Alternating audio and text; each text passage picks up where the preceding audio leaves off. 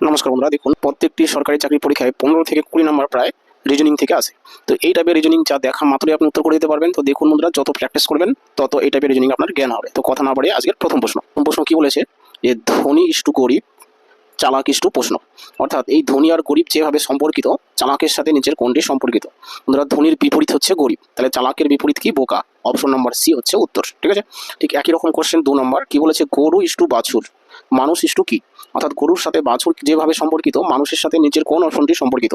তো বাছুর কি? বাছুর হচ্ছে গরুর বাচ্চা, তাহলে মানুষের বাচ্চা হচ্ছে শিশু, অর্থাৎ অপশন বি হচ্ছে উত্তর। 3 নম্বর কোশ্চেন কি বলেছে, লেখক ইস্টু পেন, অর্থাৎ লেখক কি করে? পেন দিয়ে তার সৃষ্টি করে বা লেখে।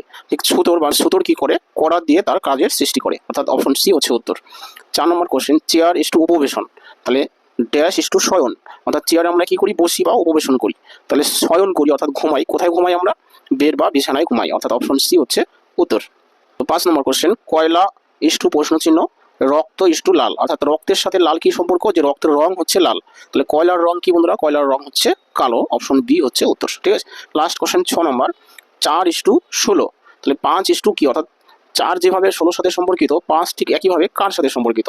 তো 6 নম্বর কোশ্চেনটা বন্ধুরা আপনাদের জন্য রইলো, এটার কি অ্যান্সার হবে কমেন্ট সেকশন আমাকে উত্তর জানাবেন।